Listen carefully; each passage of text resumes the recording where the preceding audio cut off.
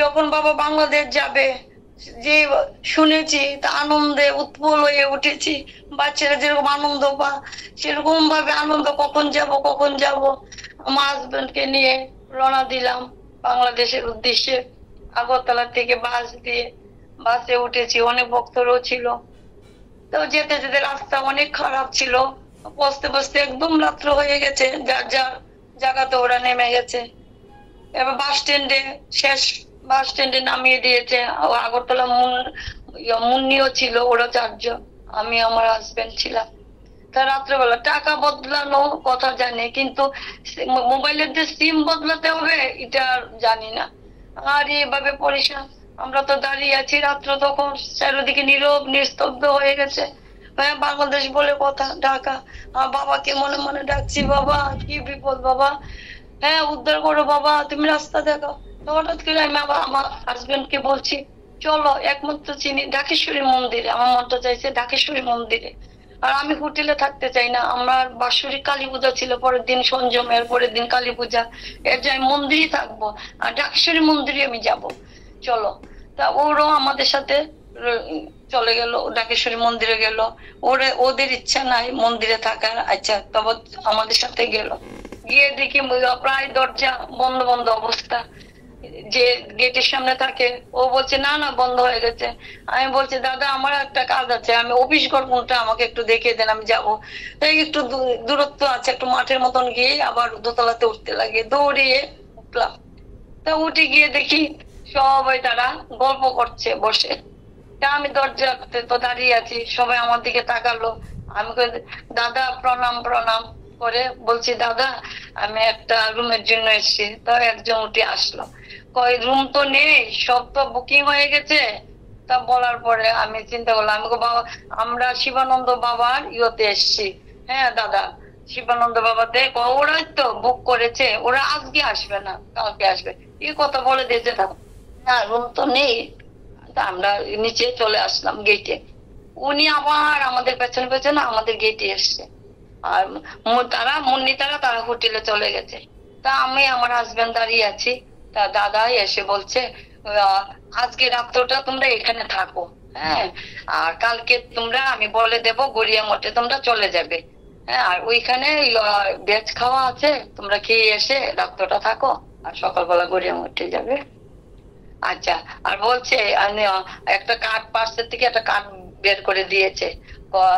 এই কার্ডটা তুমি যতদিন থাকো বাংলাদেশে, সব বাবার অশেষ কৃপা, যতদিন থাকো যে কোনো তোমার রাস্তাঘাটে যে কোনো কিছু হোক, খালি আমাকে একটা ফোন করবে, আমি চলে আসবো।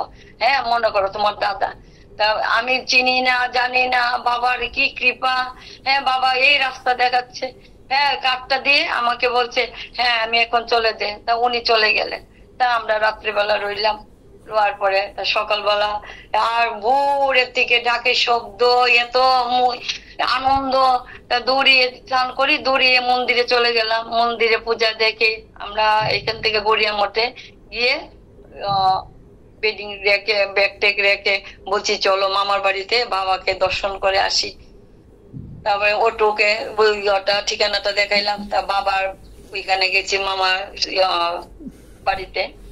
যাওয়ার পরে দরজাটা খুলেই দেখি মামুনি আর মিনা মাঝে আমাকে দেখেছে, এই তুই কেন আসছিস? হ্যাঁ, তোকে বাবা চিফ গেস্ট বানিয়েছে, তোকে গিয়ে আনতাম। আমাকে বাবা, তারপরে তার কথা না শুনে বাবাকে সব কথা, রাত্রের থেকে যা যা হয়েছে সব বাবাকে, বাবা এক মনে আমার দিকে চেয়ে সব শুনেছে এত ভাবে। তা বলছে আচ্ছা এখন ঠিক আছে তো? আচ্ছা। আমি বাবা একটা কাঠ এনেছি গড়িয়া মঠ থেকে, অন্যান্য ভক্তরও থাকতে পারবে ওইখানে, খুব সুন্দর বাবা দেখেছি, পরিবেশ থাকার জায়গা খুব সুন্দর। আচ্ছা আচ্ছা। তাই এইখানে বাবা দর্শন হলো। তারপরে গেলাম ঠাকুর বাণীতে। তারপর পরে জানতে পারলাম তাপস কুমার পাল একজন তাই না উকিল, তাই না অনেক মন্দির নিয়ে আছেন ওনা। তা ঠাকুর বাণীতে খুব সুন্দর। এখানে সেদিন লুট হবে বাবা, এই গাছের নিচে তেঁতুল গাছ জাগ্রত, আগের দিন মাতাজি বলেছে দেখবে একটা বাতাস আসবে, হ্যাঁ একটু চোখের নিমেষে বাতাসটা চলে যাবে। হ্যাঁ আচ্ছা। ঠিক আছে, আমি তো এদিকেই লক্ষ্য করছি কোন সময় বাতাসটা আসবে। তেঁতুল গাছের সামনে আমরা, বাবা উপরে বসে আছে, বাবাকে দেখছি, বাবার হাতে থাল দিয়েছে মাতাজি, আমাদের হাতেও থাল দিয়েছে, বলেছে আগে বাবা লুট দেবে, এরপর আমি দেব, এরপর তোমরা দেবে। হ্যাঁ ঠিক আছে। আর এত পরিবেশ, এত মানুষ কোনোদিন দেখি নাই, এত মানে এই লুট দে জীবনে কোনোদিন দেখি নাই।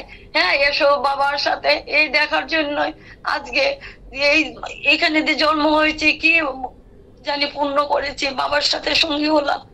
এরপর লুট হয়েছে, চারিদিকে লুট ছড়ছে লুট ছড়ছে, আর উপরে একটা বাতাস আসলো, তা তেঁতুল পাতা পড়লো, মাতাজি দেখি নিচে থেকে একটা তেঁতুল পাতা মুখো দিল, আমার সাথে সাথে একটা তেঁতুল পাতা মুখো দিলাম। তবে এখানে খুব সুন্দর এই লুট হলো। পরের দিন সকালবেলা সবাই বাবার সামনে আসছে, সবাই এসে বাবার থেকে শাড়ি নিচ্ছে। আমি জানি না, আমি রুমে একটু, বাবা যেখানে থাকে একটু পুকুরটা পার হয়ে 2টা বাড়ির পরে আমি থাকি। তা আমার আসতে একটু লেট হয়ে গেছে, সবাই শাড়ি পেয়ে গেছে। তা আমি আসার সাথে সাথে মামনি বলছে, এই তোর এত দেরি হয়েছে কেন? রিঙ্কু বলছে, তোর নিশাদি তোর জন্য একটা শাড়ি রেখেছিলাম। আচ্ছা। তা বাবার পাশে আমি বসে আছি, বাবার পাশে বসেছি, তারপর মাতাজি 2টা শাড়ি এনে বাবা চরণের সামনে রাখলো, বললো বাবা দিয়ে দাও। বাবা বলছে তুমি নো। আমি নেই না, আমি বসে আছি। তা মাতাজি তো দেখছে, হ্যাঁ আমি নিচ্ছিও না। তা মাতাজি এসে বলছে, বা এই শাড়িটা বাবা দো। তা বাবা এই শাড়িটা একটা শাড়ি দিয়েছে, গিয়ে পরে আসো। আর তোমার জামাই ধুতি পেয়েছে? আমি কই না বাবা পেয়েছে না। যাও নিয়ে আসো। বাবা বলার সাথেও আমি উঠি নাই, আমি বসে আছি। আরেকবার দ্বিতীয়বার বলেছে, পরে আমি কই বাবা আমার লজ্জা করে গিয়ে চাওয়ার জন্য।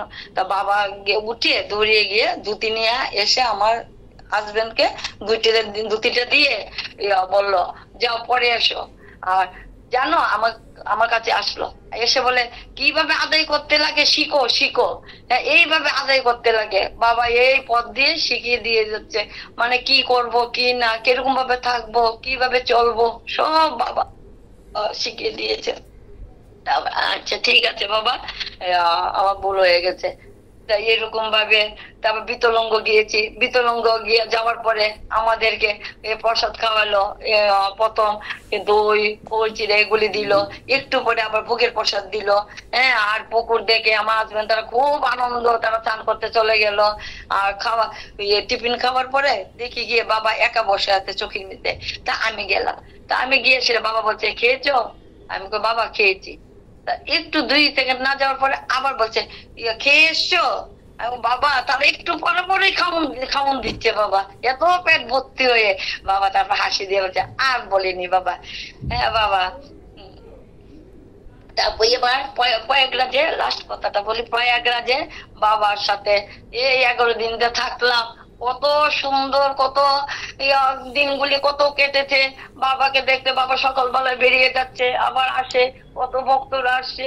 এখানে যাচ্ছি যে 29-এর দিন মৌন অমাবস্যার দিন আমি আমার হাজবেন্ড প্ল্যান করছি রাতে 2টার সময় গিয়ে ওইখানে গিয়ে পৌঁছে যাব একদম ত্রিবেণীর সঙ্গে ইয়ের মধ্যে। হ্যাঁ আচ্ছা, 2জনে প্ল্যান করছি। আবার বলছি না বাবার সঙ্গে যদি বাবা রাগ করে না যাব না। এই 2জনে এরকম ভাবে মনস্থ করছি, না রোদ্র উঠলে যাব। এই বাবার কথা ভেবে আর বের হই না। এদিন তো বিরাট একটা বিপদ হয়েছে ইয়েতে প্রয়াগরাজে।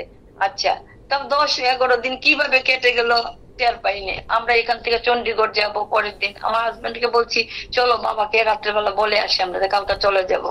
গিয়ে আমরা বলে এসছি বাবা কালকে চলে যাবো। ঠিক আছে ঠিক আছে যাও। হ্যাঁ আচ্ছা। সকালবেলা টিফিন খাওয়ার পরে দেখি বাবা সামনে, দরজার সামনে বসে আছে। হ্যাঁ আর ভক্তরা বসে আছে।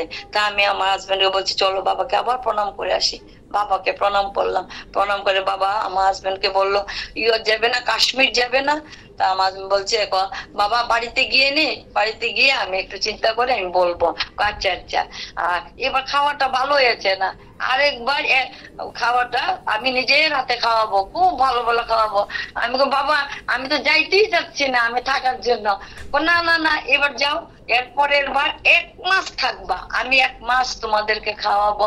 বাবার এই কথাগুলি কানে এখনো বেজে আছে। তা বাবার থেকে প্রণাম করে চলে আসলাম 2 কাই।